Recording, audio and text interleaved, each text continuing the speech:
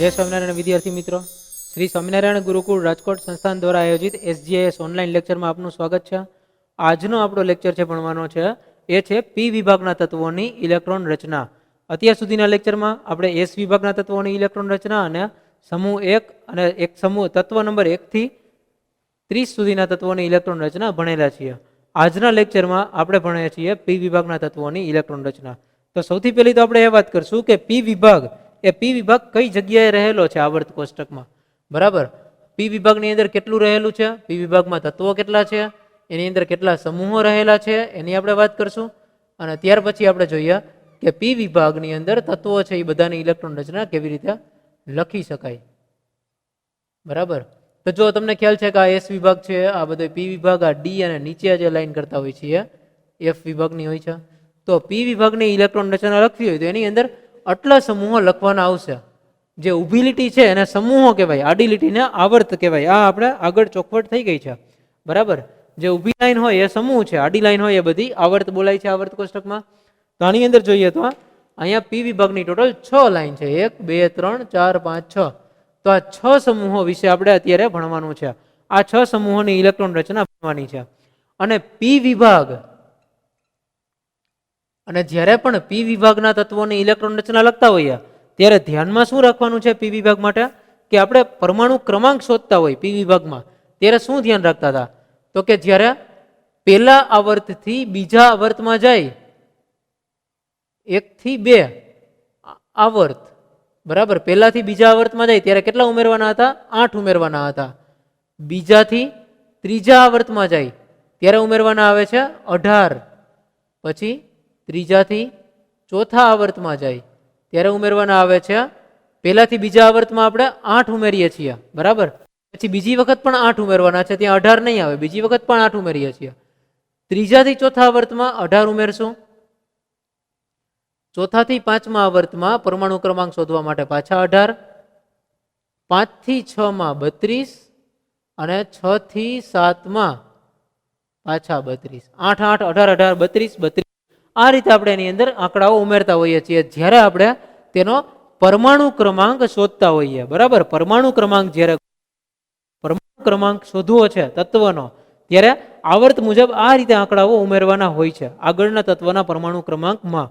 જેવી રીતે એસ વિભાગમાં 2 8 8 18 18 32 આવું ઉમેરતા હતા। પી વિભાગમાં એ આંકડો થોડો ચેન્જ થઈ જાય છે અને 8 8 18 18 32 32 આ રીતે આંકડો બને છે।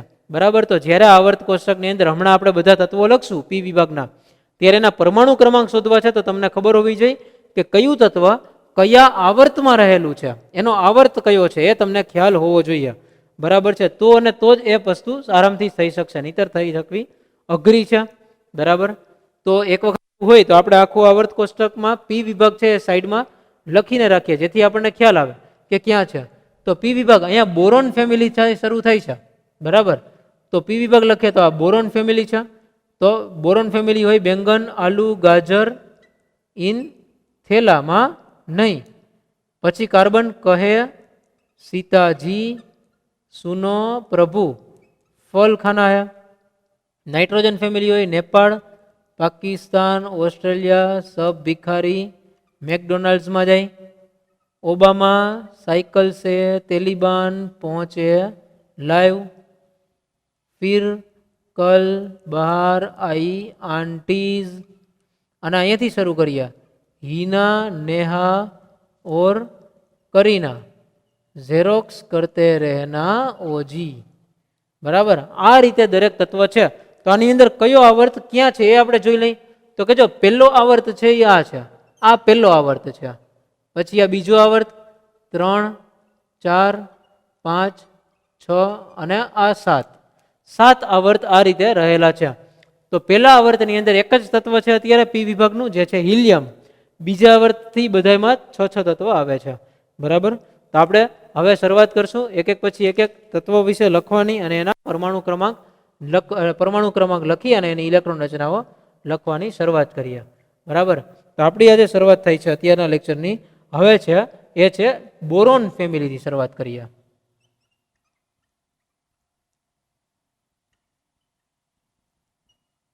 બોરોન ફેમિલી, બોરોનનો પરમાણુ ક્રમાંક, boron aluminium, gallium, indium, thallium અને નિહોનિયમ.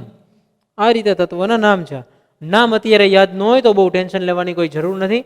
નામ તો સમય આવે એની મેળે આવડી જશે તમને. બરાબર. અત્યારે મેઇન વાત છે એની ઇલેક્ટ્રોન રચના, સિમ્બોલ, પરમાણુ ક્રમાંક બધું શીખવાની.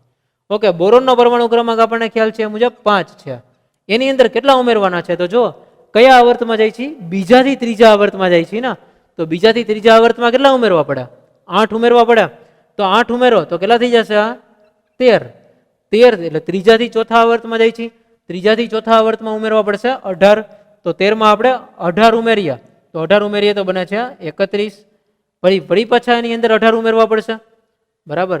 31માં ફરી પાછા 18 ઉમેરશું તો બનશે 49. 49માં હવે જો 49 એટલે IN બની ગયું છે. હવે 5માંથી છઠ્ઠા આવર્તમાં જાય છે. 5માંથી છઠ્ઠા આવર્તમાં મૂવ થતા હોઈએ ત્યારે ઉમેરવાના આવે છે 32. તો પરમાણુ ક્રમાંક સાચો આવે. 32 ઉમેરીએ છીએ તો આ 32 ઉમેરીએ તો જવાબ આવશે આનો 81, 81. અને પછી 81માં વળી પાછું 32 ઉમેરવાના આવશે. તો 81માં જ્યારે 32 ઉમેરીએ ત્યારે જવાબ આવે છે આપણો 113. સોરી 113. 32 ઉમેરવાના છે.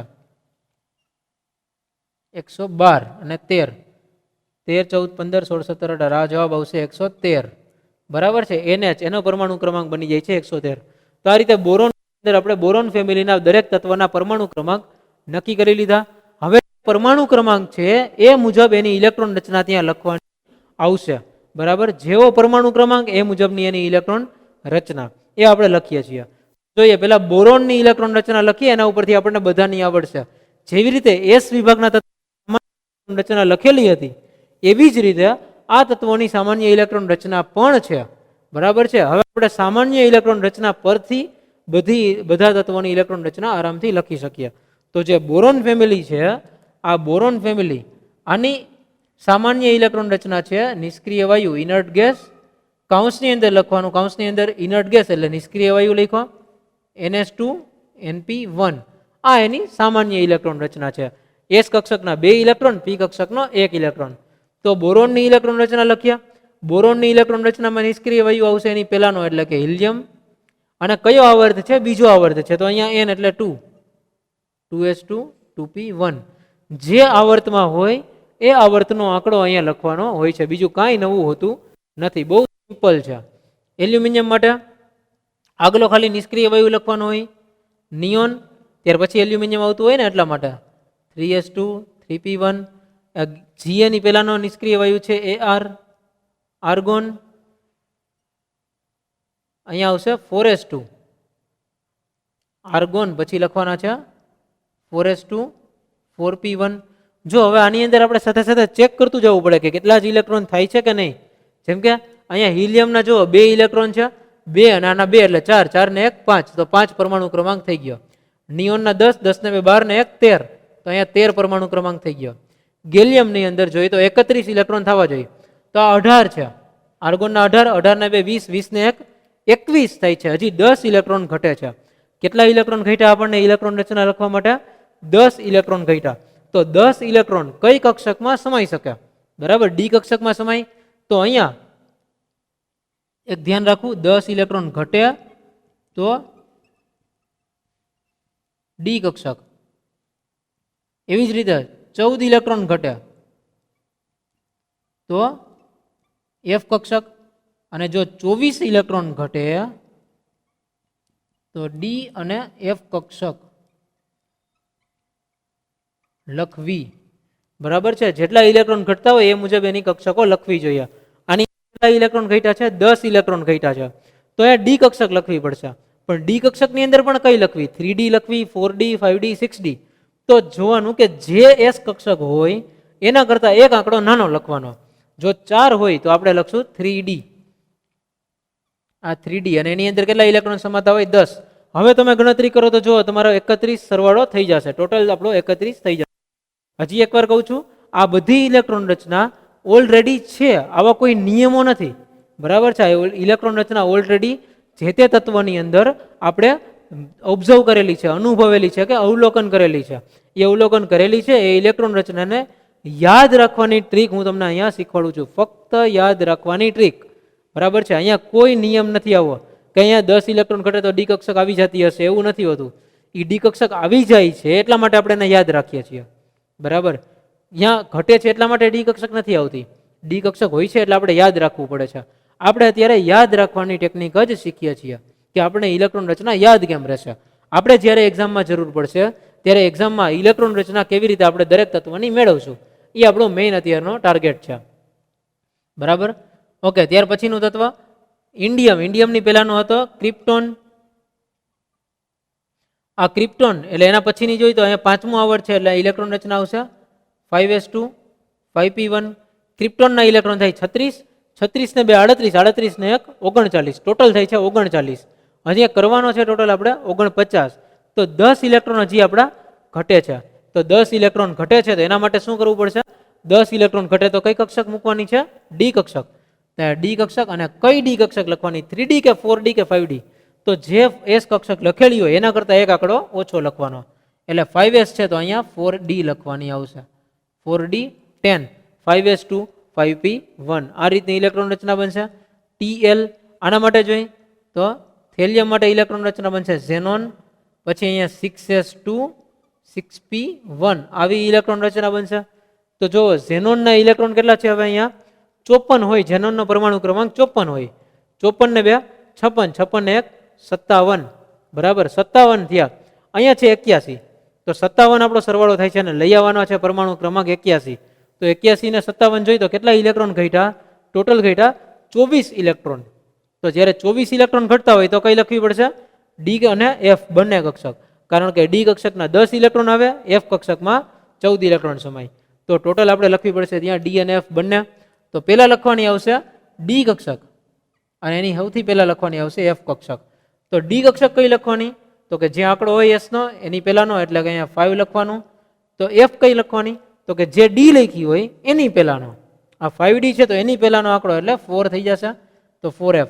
એ બે આખી ભરી દેવાની. ડી 10 અને એફમાં 14 ઇલેક્ટ્રોન જ હોય. બરાબર છે, તો જ થાય. તો હવે જો ટોટલ કરીએ, ટોટલ કરો. ઝેનોનના 54 ઇલેક્ટ્રોન, 54 ને 14 એટલે થશે 68, 68 ને 10 થશે 78, 78 ને 2 80, 80 ને 1 81. તો 81 ઇલેક્ટ્રોન અહીંયા ટીએલ માટે ટોટલ થઈ ગયા. તો ટીએલ થેલિયમની ઇલેક્ટ્રોન રચના બની xenon 4f14 5d10 6s2 6p1. આ સામાન્ય ઇલેક્ટ્રોન રચના ns2np1 એટલા માટે લખાય છે કે અહીંયા જે ડી અને એફ છે, આ ડી અને એફ એ બધી કક્ષકો છે એ ઓલરેડી આવે છે એવું માનીને આપણે અહીંયા ns2np1 એક કોમન રીતે લખીએ છીએ. એ એની બાહ્યતમ કક્ષાની ઇલેક્ટ્રોન રચના કહેવાય. બાહ્યતમ કક્ષા. કક્ષાનો વળી પાછો મતલબ અહીંયા એવો બાહ્યતમ કક્ષા કઈ? તો કે કક્ષા એટલે કે જે મુખ્ય કક્ષા હોય જેની અંદર મુખ્ય ક્વોન્ટમ હોય. 2 લખેલા છે, 3 લખેલા છે, 4 છે, 5, 6 આ કક્ષા કહેવાય. બાહ્યતમ કક્ષા એટલે સૌથી મોટામાં મોટી કક્ષા કઈ આવે છે? તો કે 6ઠા નંબરની. તો એની બાહ્યતમ કક્ષા 6ઠ્ઠી કહેવાય. એની બાહ્યતમ કક્ષાની ઇલેક્ટ્રોન રચના 6s2 6p1 થાય. આખી ઇલેક્ટ્રોન રચના જોઈ તો xenon 4f14 5d10 6s2 6p1. એટલે આ જે સામાન્ય ઇલેક્ટ્રોન રચના આપણે લખી છે એ એક્ઝેક્ટલી જોઈ તો એની બાહ્યતમ કક્ષાની સામાન્ય ઇલેક્ટ્રોન રચના કહેવાય છે. બાહ્યતમ કક્ષાની સામાન્ય ઇલેક્ટ્રોન રચના પી વિભાગ માટે આપણે લખી છે. એસ વિભાગ માટે એવી જરૂર નહોતી પડી. દરેક તત્વની જ સામાન્ય ઇલેક્ટ્રોન રચના આપણે લખી શક્યા હતા. આખા સમૂહની સામાન્ય ઇલેક્ટ્રોન રચના લખતા હતા. કારણ કે એમાં ડી અને એફ કક્ષકો નડતી નહોતી. આમાં ડી અને એફ કક્ષકો નડશે. અને શું કામે નડશે? કારણ કે પી વિભાગ જમણી બાજુ આવે છે. ડી કક્ષક અને એસ કક્ષક, એફ કક્ષક આ બધું વચ્ચે આવે ત્યાર પછી પી શરૂ થાય. તો જ્યારે પી શરૂ થાય ત્યારે ડી અને એફ ભરાઈ ગઈ હોય તો જ પી કક્ષકની અંદર ઇલેક્ટ્રોન પહોંચ્યા હોય. બરાબર છે. તો એટલા માટે થઈને ડી અને એફ ત્યાં લખવી ફરજિયાત થઈ જાય. નિહોનિયમ માટે જોઈ તો એના માટે થઈને નિષ્ક્રિય વાયુ છે રેડોન Rn અને પછી કક્ષા આવશે 7s2 7p1. રેડોનનો પરમાણુ ક્રમાંક છે 86.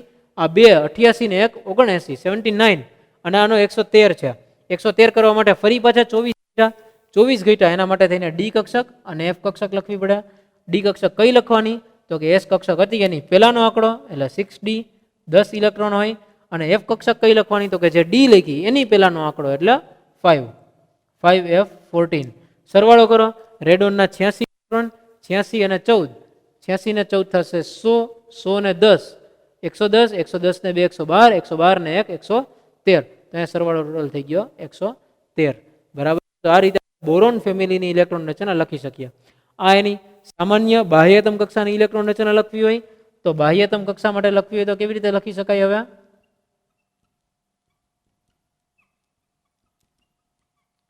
બાહ્યતમ કક્ષાની ઇલેક્ટ્રોન રચના, બાહ્યતમ કક્ષાની સામાન્ય ઇલેક્ટ્રોન રચના. તો એની ઇલેક્ટ્રોન રચના છે ઇનર્ટ ગેસ એટલે કે નિષ્ક્રિય વાયુ NH2NP1. આ રીતે ઇલેક્ટ્રોન રચના લખાય. ડી અને એફ એમાં વચ્ચે આપણે લખ્યા નથી સામાન્યમાં, પણ ખરેખર જે તે તત્વની ઇલેક્ટ્રોન રચના લખીએ ત્યારે એ લખવા પડે. અને શું કામે લખવા પડે એ પણ હવે સમજાઈ ગયો છે કે લખવાનું કારણ શું છે. બરાબર છે.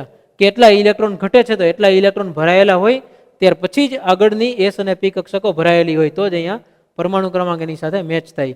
10 ઇલેક્ટ્રોન ઘટતા હોય તો ડી કક્ષક ઉમેરવાની, 14 ઇલેક્ટ્રોન ઘટતા હોય તો એફ કક્ષક ઉમેરવાની અને 24 ઇલેક્ટ્રોન ઘટતા હોય તો ડી અને એફ બંને કક્ષકો ઉમેરી દેવાની. ઓકે, તો આ હતું બોરોન ફેમિલી. ત્યાર પછીનું છે એ આપણે જોઈએ. બોરોન પછીનું છે કાર્બન ફેમિલી.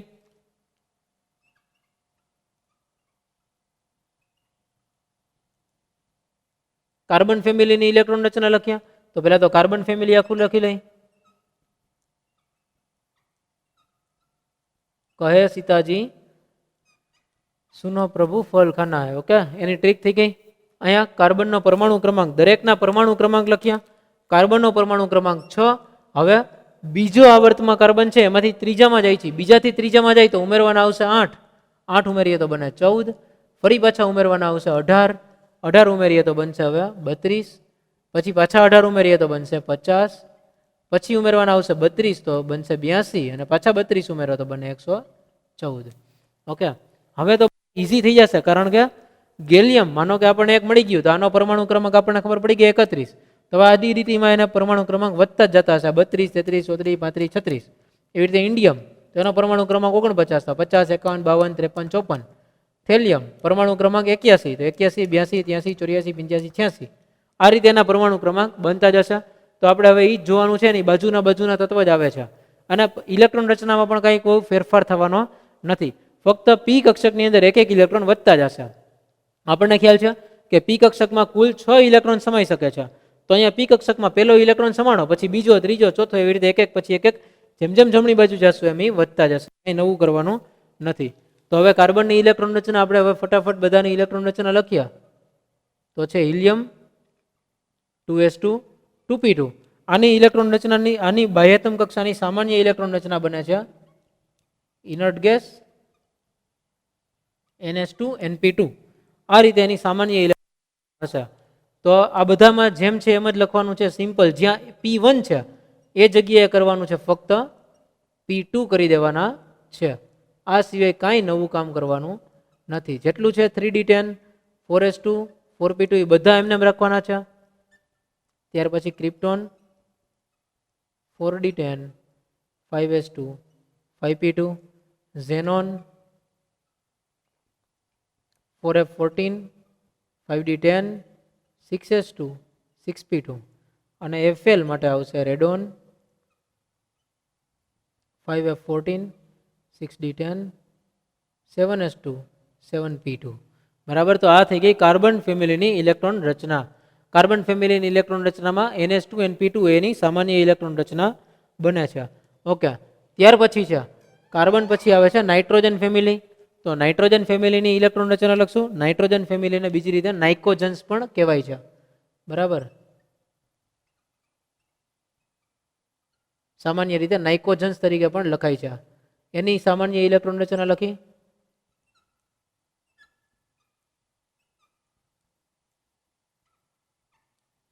નાઇટ્રોજન માટે પરમાણુ ક્રમાંક બધાને હવે ખબર જ છે કેવી રીતે લખીએ છીએ. તો નાઇટ્રોજનનો પરમાણુ ક્રમાંક આવ્યો 7.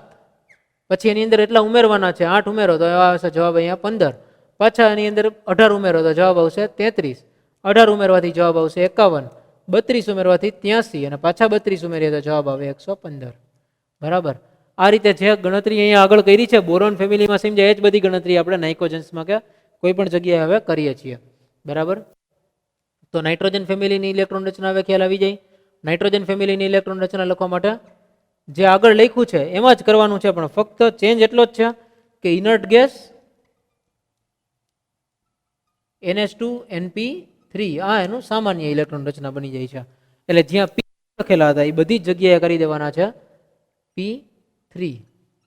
2p3 ફોસ્ફરસ, એમાં આવશે નિયોન 3s2 3p3, આર્સેનિક, આની ઇલેક્ટ્રોન રચનામાં argon 3d10 4s2 4p3, krypton 4d10 5s2 5p3, bismuth, xenon 4f14 5d10 6s2 6p3 અને મોસ્કોવિયમ radon 5f14 6d10 7s2 7p3.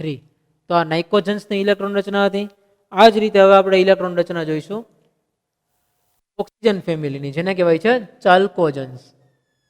બરાબર, ઓક્સિજન ફેમિલી જે છે એને આપણે ચાલ્કોજન્સ તરીકે ઓળખીએ છીએ. તો હવે આપણે ચાલ્કોજન્સની ઇલેક્ટ્રોન રચના લખીએ. ચાલ્કોજન્સ એટલે ઓક્સિજન ફેમિલી. ઓબામા, સાયકલ સે, તેલિબાન, પહોંચે, લાઈવ. ઓકે, આની પરમાણુ ક્રમાંક બધાના ઓક્સિજનનો પરમાણુ ક્રમાંક 8, સલ્ફરનો પરમાણુ ક્રમાંક એની અંદર પાછા 8 ઉમેરવાના એટલે 16, પછી 18 ઉમેરવાના એટલે Se નો પરમાણુ ક્રમાંક, સેલેનિયમનો પરમાણુ ક્રમાંક 34, પાછા 18 ઉમેરો એટલે જવાબ આવે 52, 32 ઉમેરો તો જવાબ બનશે 84, પાછા 32 ઉમેરો તો જવાબ બનશે 116. બરાબર, તો ચાલ્કોજન્સની ઇલેક્ટ્રોન રચના. આની બધાની સામાન્ય ઇલેક્ટ્રોન રચના જે NH2NP3 હતી ત્યાં થઈ જશે ઇનર્ટ ગેસ NH2NP4. બસ એટલો જ ફેર પડશે. ઇલેક્ટ્રોન રચનામાં બીજો કોઈ ફેરફાર થતો નથી. જ્યાં 3 હતા એ બધી જગ્યાએ 4 કરવાના છે. તો હિલિયમ 2s2 2p4, સલ્ફર માટે નિયોન 3s2 3p4, આર્ગોન માટે 3d10 4s2 4p4, ટેલ્યુરિયમ માટે ક્રિપ્ટોન 4d10 5s2 5p4, ફરી પાછું અહીંયા પહોંચ્યા છીએ xenon 4f14 5d10 6s2 6p4 અને લિવરમુરિયમ એની આવશે radon 5f14 6d10 7s2 7p4. આ થઈ ગઈ ચાલ્કોજન્સની ઇલેક્ટ્રોન રચના. ત્યાર પછીના તત્વો છે હેલોજન્સ. બરાબર, હેલોજન્સની ઇલેક્ટ્રોન રચના લખીએ છીએ. હવે હેલોજન્સની ઇલેક્ટ્રોન રચના લખવા માટે પહેલા હેલોજન લખી દઈ. ફિર, કલ, બહાર, આઈ, આંટીઝ. બરાબર, આની ઇલેક્ટ્રોન રચના જોઈએ તો ફ્લોરિન, ફ્લોરિનનો પરમાણુ ક્રમાંક આપણને ખ્યાલ છે. એનો પરમાણુ ક્રમાંક આવે છે 9, આ આવે છે 17, પછી છે 35, પછી છે 53, પછી પાછા 32 ઉમેર્યા તો બનશે 85 અને પાછા 32 ઉમેર્યા તો બને 117 ટેનેસીન. ઓકે, તો ફ્લોરિનની ઇલેક્ટ્રોન રચના બધાની જેમ કોમન ઇનર્ટ ગેસ NH2NP5. આ એની કોમન ઇલેક્ટ્રોન રચના છે. NH2NP5 કોમન બનશે. જ્યાં 4 લખ્યા હતા અત્યાર સુધી એ બધી જ જગ્યાએ હવે આપણે કરી દેવાના છે 5. બરાબર, તો ફ્લોરિનની ઇલેક્ટ્રોન રચના લખ્યા. એ ઇલેક્ટ્રોન રચના છે હિલિયમ 2s2 2p5, ક્લોરિન માટે આવશે નિયોન 3s2 3p5, બ્રોમિન માટે બનશે argon 3d10 4s2 4p5, iodine માટે બનશે ક્રિપ્ટોન 4d10 5s2 5p5, એસ્ટેટાઇન માટે બનશે xenon 4f14 5d10 6s2 6p5 અને ટેનેસીન માટે બને છે radon 5f14 6d10 7s2 7p5. આ રીતે થઈ ગઈ હેલોજન્સની ઇલેક્ટ્રોન રચના. ત્યાર પછી હવે આપણે બાકી છે છેલ્લું, એ છે આપણો ઇનર્ટ ગેસ એટલે કે જે નિષ્ક્રિય વાયુઓ છે એની ઇલેક્ટ્રોન રચના. તો આ નાઇટ્રોજન્સ માટેની તો સામાન્ય જે હતી આપણે અહીંયા લખી દેશું એટલે જગ્યા બની જશે. Inert gas NH2NP3 3. ઓકે, અહીંયા આપણે લખીએ છીએ નિષ્ક્રિય વાયુઓ, જેના એરોજન્સ પણ કહેવાય છે. એરોજન્સ, આની ઇલેક્ટ્રોન રચના છે નિષ્ક્રિય વાયુ NH2 NP6.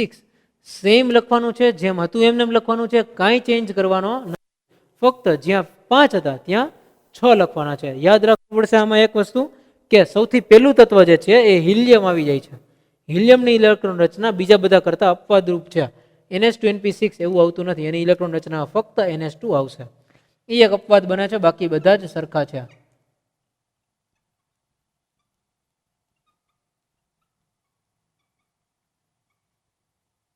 ઓકે, હિલિયમનો ક્રમાંક ખબર છે. હિલિયમનો પરમાણુ ક્રમાંક થશે 2.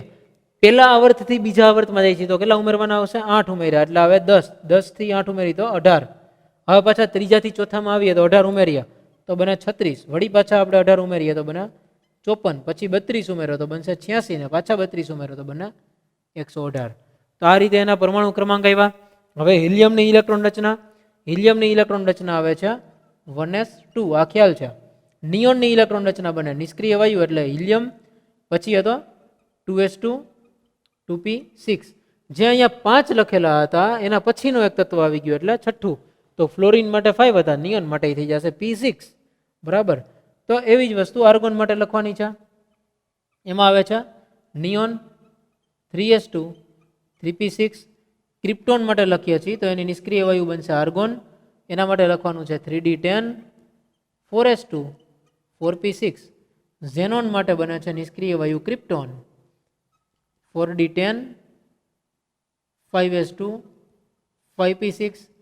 પછી રેડોન માટે નિષ્ક્રિય વાયુ બનશે આપણો ઝેનોન. ઝેનોનની ઇલેક્ટ્રોન રચના લખવા માટે આવશે 4f14 5d10 6s2 6p6. અને ઓર્ગાનેશન ઓર્ગાનેશન છે એના માટે નિષ્ક્રિય વાયુ બનશે radon 5f14 6d10 7s2 7p6. આ થઈ ગયા આપણા એરોજન્સ, એની નિષ્ક્રિય વાયુ ટોટલ ઇલેક્ટ્રોન રચના. તો અત્યારના લેક્ચરમાં આપણે ટોટલ 6 સમૂહો, પી વિભાગના જે 6 સમૂહો છે, પહેલું છે બોરોન ફેમિલી, એની ઇલેક્ટ્રોન રચના ભણી. પછી કાર્બન ફેમિલી, ત્રીજું છે નાઇકોજન્સ એટલે નાઇટ્રોજન ફેમિલી, ચોથું ઓક્સિજન ફેમિલી એટલે કે ચાલ્કોજન્સ, પાંચમું હેલોજન્સ અને છઠ્ઠું ભણ્યા એરોજન્સ એટલે નિષ્ક્રિય વાયુઓ. આ 6 સમૂહોની ઇલેક્ટ્રોન રચના, દરેક તત્વની ઇલેક્ટ્રોન રચના આપણે ભણ્યા. એક સમૂહમાં 6 તત્વ રહેલા છે તો 36 અને એક હિલિયમ એટલે 37. ટોટલ આ 37 તત્વોની ઇલેક્ટ્રોન રચના થઈ. મહત્વની વાત હતી જે સમજવાની હતી આ જ હતી કે 10 ઇલેક્ટ્રોન ઘટતા હોય તો ડી કક્ષક ઉમેરવી, 14 ઇલેક્ટ્રોન ઘટતા હોય તો એફ કક્ષક ઉમેરવી, 24 ઇલેક્ટ્રોન ઘટતા હોય તો ડી અને એફ બંને ઉમેરવા. જે આપણે બોરોન ફેમિલીમાં ખૂબ જ ડિટેલમાં વિસ્તારથી સમજ્યા. ત્યાર પછી carbon family, nitrogen, oxygen, halogen કે એરોજન, આ બધાની અંદર આપણે ફક્ત એ ટ્રીકનો ઉપયોગ કર્યો. બરાબર. તો આ હતું આપણું પી વિભાગના તત્વોની ઇલેક્ટ્રોન રચના. નેક્સ્ટ લેક્ચરમાં આપણે જ્યારે મળશું ત્યારે ડી વિભાગ અને એફ વિભાગના તત્વોની ઇલેક્ટ્રોન રચના વિશે માહિતી મેળવશું. ત્યાં સુધી જય સ્વામિનારાયણ.